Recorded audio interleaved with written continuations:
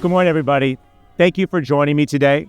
With me this morning are City Council members Dr. Jennifer Campbell and Stephen Whitburn. We also have Josh Coyne, the Vice President of Policy and Civic Engagement with the Downtown San Diego Partnership, and Donda Berry, the CEO of the County of San Diego Black Chamber of Commerce, and J.C. Menendez, the Director of the Safe Parking Program at Jewish Family Service of San Diego. Also with me this morning is Christina Peralta, one of our city's Deputy Chief Operating Officers for the City of San Diego, as well as Renee Robertson, one of our city's Deputy Directors in the Homeless Services and Strategies Department. Along with a number of incredible people you may have noticed behind me who do the hard work every day of contacting individuals experiencing homelessness and helping them get back on their feet, specifically the great folks from the Downtown San Diego Partnership. I want to thank each of you for what you do on our behalf. It's a very difficult job, but it is the necessary work of getting more folks off the street. So thank you all for what you do. Tomorrow, the San Diego City Council's Budget Review Committee will meet to discuss the updated fiscal year 2025 budget and offer any proposed changes to it. As I've said throughout this week, the City Council must pass a responsible budget that responds to the needs of the people of San Diego. What I know for sure is, as I've gone around this city, it is homelessness that San Diegans are most concerned about and what they want to see the city address. I hear it directly from residents in every City Council districts. So we must ensure that our spending plan continues to invest in addressing homelessness in the city of San Diego, getting people off the street and on a path to long-term housing. This has been the most serious challenge that I've had to face as mayor in the 3.5 years I've served in this office, and we must continue to treat it as the most urgent issue in our city. Recently, we received results from this year's point-in-time count, and while the data shows that homelessness continues to be a significant problem in our community, they also signify that we're beginning to turn the tide. We didn't see a double-digit increase in this year's numbers, and that's a relief, but we need to do more. This means that this is not the time to take our foot off the gas. This is the time to double down on the strategies that are in fact working.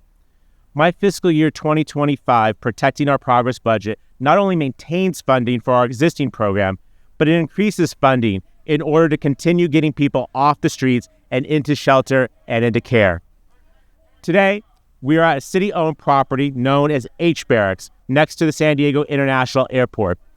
In 5 years or so, this will become a key part of our city's groundbreaking pure water program that will ensure water independence for San Diegans for generations to come. But in the meantime, I've directed city staff to turn this underutilized land into a place where people living in their cars can park safely and legally, while also getting connected to the services that can help them end their homelessness for good. This will be the 5th such location in our safe parking program, which since it was launched 6 years ago, has assisted nearly 5,000 San Diegans who have been forced by the high cost of housing to live in their vehicles. Right now, this program operates 233 safe parking spaces.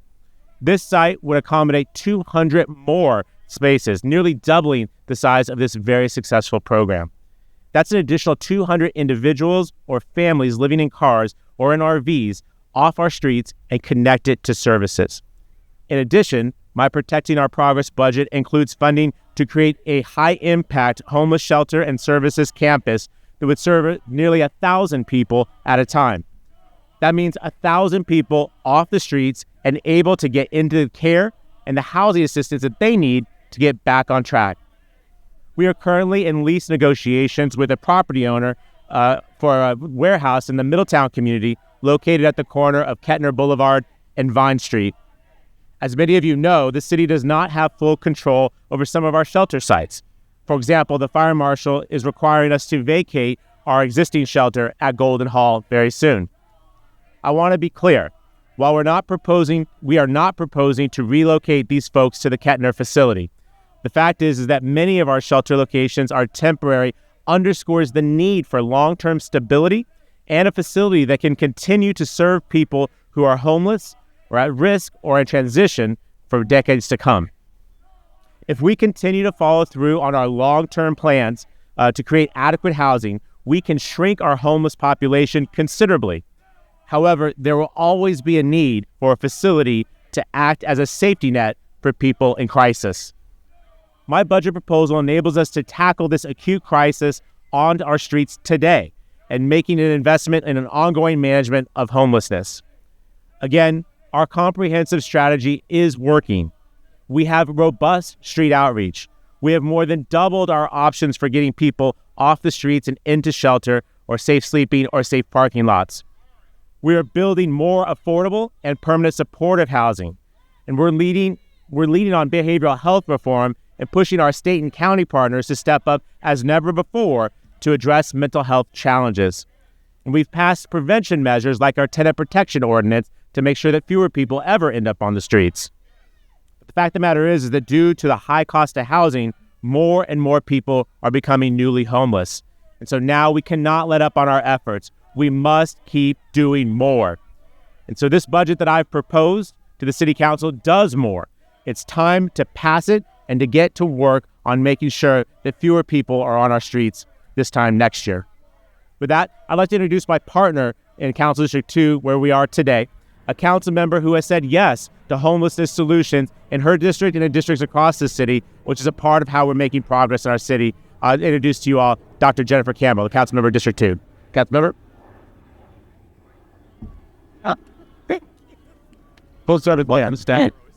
Thank you so much, and thank you, Mayor Gloria. As a family physician and a council member, addressing the homelessness crisis is my top priority, and that of many and most San Diegans as well.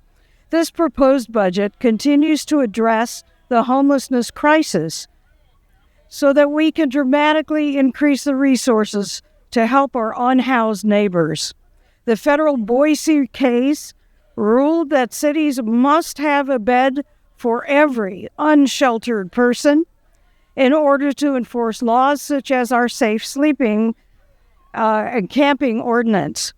Furthermore, the Bloom Settlement Agreement requires the city to expand our safe parking program in order to enforce the vehicle habitation ordinance. The courts have spoken, and the law is clear. We must provide a safe place for homeless people to go with access to services. For example, this proposed budget has resources allocated to expand our safe parking program, with the roughly 200 spaces at the city's H barracks here in District 2. This program has proven to be one of our most successful homelessness programs because many people that are in this program find permanent housing within several months of being helped.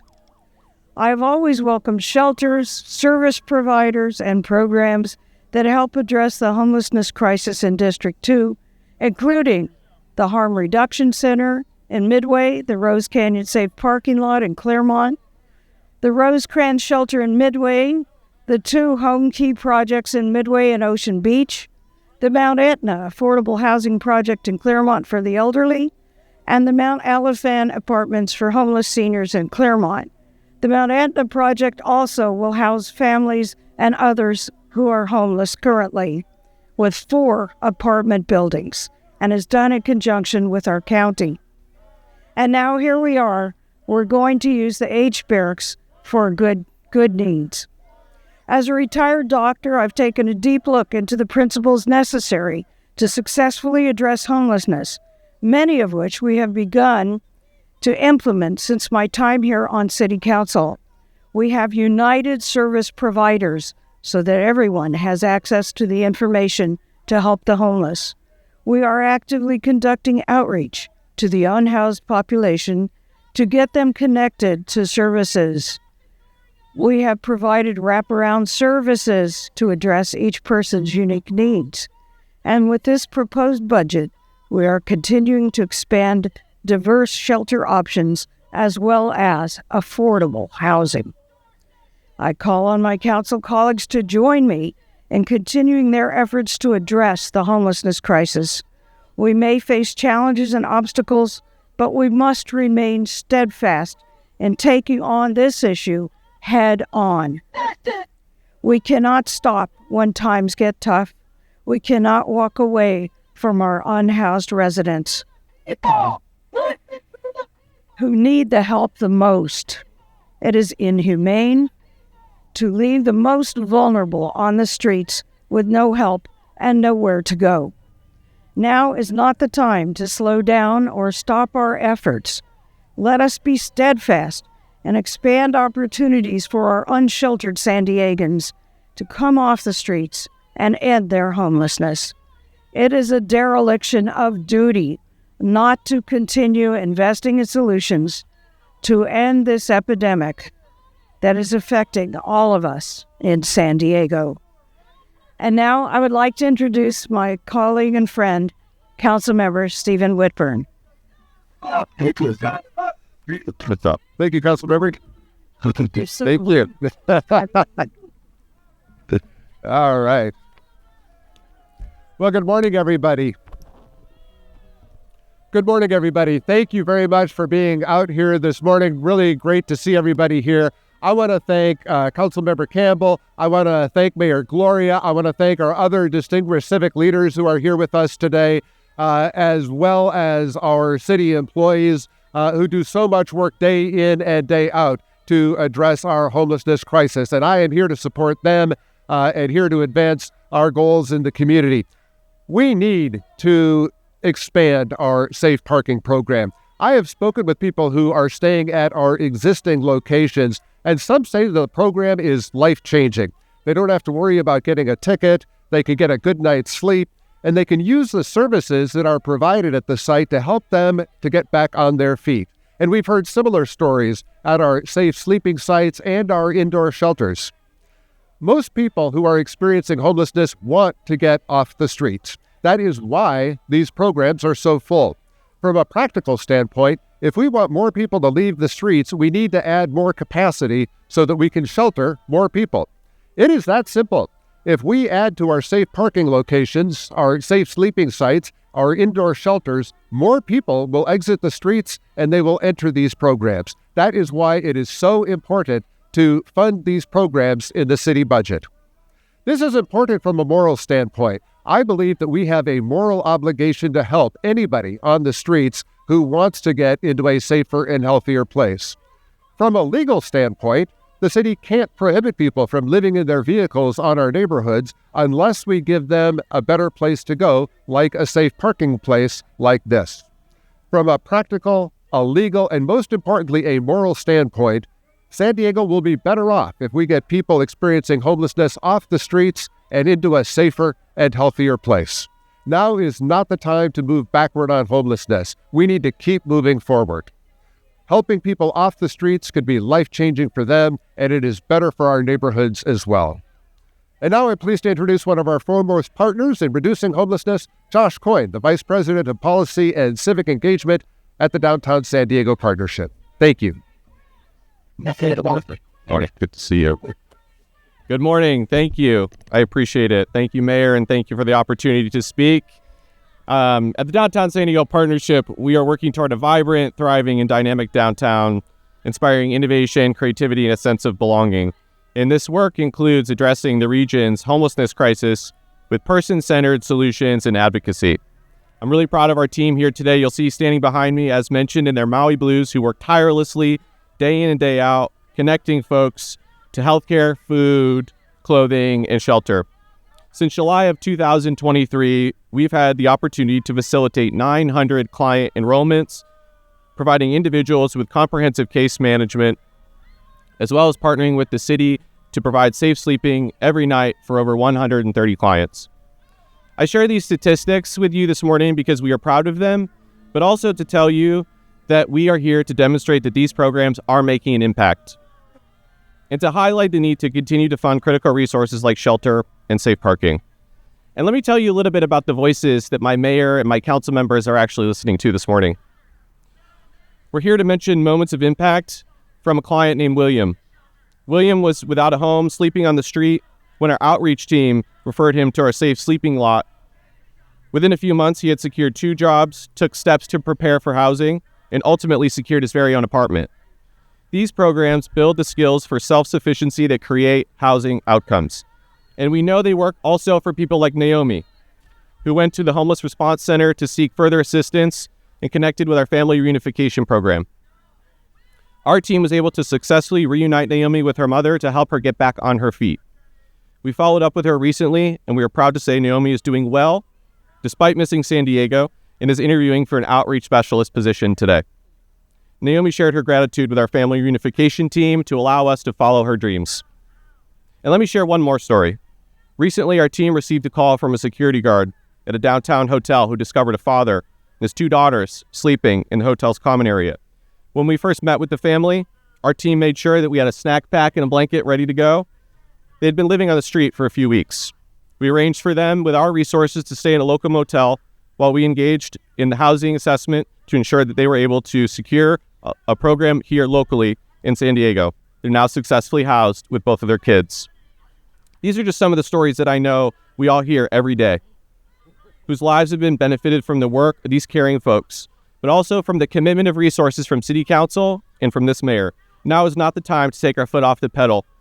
Now is the time to continue to stay the course, expand and fund programs such as shelter options. This is the moment of action, and we know these programs do work.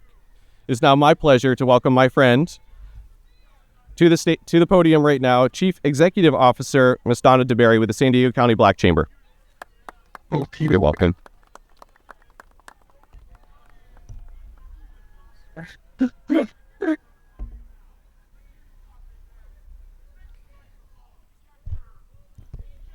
Thank you, Josh. Good morning. As previously mentioned, my name is Donna DeBerry. I am President and CEO of the County of San Diego Black Chamber of Commerce. Mayor Gloria, I want to thank you for the invitation to speak today in support of our city's continued investments in addressing and solving our homelessness crisis. Driving resources to this issue is vital to deliver economic equity to our residents and our business. One of the most tragic manifestations of this sort of inequality is persistent and growing homelessness. People left without the protection of physical space or the security to which they are entitled to. What data has shown us is that race is the largest predictive factor on whether or not someone will fall into homelessness. Young Black people have an 83% higher risk of becoming homeless than their white counterparts. Young Hispanic people have 33% greater chance of experiencing homelessness than white counterparts. The overrepresentation of Black communities in the homeless population arises from centuries of anti-Black racism embedded in politics and practices. And while Black San Diegans represent approximately 8% of our city's population, we represent 22% of the city of San Diego's unhoused population. These numbers are unacceptable, and the trend cannot continue. And as I think about our city's historic Black population, I'm reminded of our fellow San Diegans in southeastern neighborhoods, lives that changed in an instant earlier this year, becoming not only victims of floods, but homeless. Unsheltered encampments are still encroaching upon Southeast San Diego's businesses, deterring customers from patronizing and employees from working in an already underserved community. So in light of these facts, it is extremely important not to lose sight on how imperative of having adequate homeless support and homelessness recovery infrastructure in place.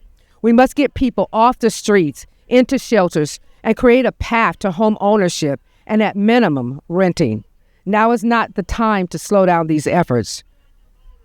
Where we see progress, we need to sustain progress. Where we see gaps, we need to continue making these decisive investments. The fact that Mayor Gloria has increased shelter capacity over the last 3 years and continues to put that investment front and center is not only the step in the right direction, but it's where we need to go to make sure that we have equity and equality in place. So I want to encourage all of us to keep in mind the importance of safe sleeping sites like the one that we are standing on now, and to support the efforts to continue to reduce the disproportionate disparities across our great city. Thank you so very much. And now I would like to introduce Jesse Mendez from the Jewish Foundation.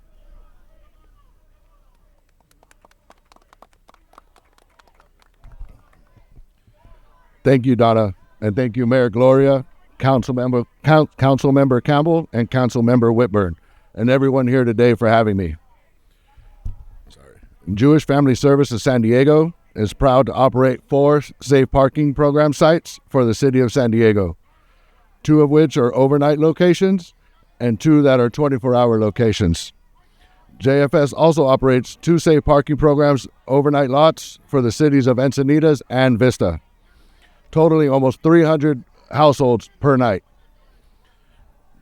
The safe parking program is an early intervention program, intervening at a crucial time, providing individuals and families experiencing homelessness a safe place to sleep day and night, providing client-led case management services to identify barriers, support goal setting, and to, in the end, transition into more stable or permanent housing. Overall, the programs in San Diego County have assisted over 5,000 individuals and over 3,000 households since 2018. To date, over 1/3 of the exits from the 4 city safe parking programs have left successfully into permanent housing or more stable living. It brings me to, if you see on these pictures, photos here, these are some of our clients from the safe parking program. It reminds me of a family that we just recently housed, of a single mother, her 3 teenage daughters, and her newborn granddaughter. We were able to house them in a 2-bedroom apartment. During our working with that family, we were able to relocate the children into a family's home while we work with the mother in order to secure the housing. Once the housing was secured, we moved them all and rejoined them. And I'm going to tell you personally, as a father, nothing was more inspiring than the resiliency of our families, of our parents, and even of those young children. I was able to watch as these children ran into their new home, ran into their new bedroom, jumping up and down on their new bed. In the last 2 months, our Rose Canyon site, which is one of our 24-hour locations, which is primarily households with minor children, have seen a positivity exit rate of over 60%. Over 60% of our families that are exiting that program are exiting into permanent housing. Safe parking works. As we like to say at JFS, through our partnership with the City of San Diego and community supporters, we are helping San Diego families and adults move forward together. Thank you. Good work. Thank you, Jesse. I really appreciate the chance to highlight the incredible work that JFS does every single day. Lots of folks like to talk about homelessness. These are the folks that are actually getting something done, and we have to support them. This is a difficult budget year. We're making over $170 million worth of reductions to close a significant budget deficit. But on the issue of homelessness, we can't make a reduction. We have to do more. My proposed budget would help create this opportunity here, as well as the sheltering opportunity over in Middletown, and we need it. Our point-in-town count numbers still shows thousands of people are living unsheltered every day in this city, and that is wrong. The council has the opportunity, by ratifying my budget, to make sure that more of those folks can get off the streets, get connected to care, and help end their homelessness. I hope the City Council will approve this proposal, that they will support this budget that helps to close this significant budget gap, while still simultaneously protecting public safety, investing more in roads, and doing more on homelessness. This is the responsible path forward, and I look forward to their approval next Tuesday on June 11th. That brings us to the end of our press conference this morning. We're happy to take questions individually and appreciate everyone being here today to help show off what we can do as a city and how we can live up to our identity as being America's finest city. And the way to do that is to get more folks off the streets and into care. Thank you all very much.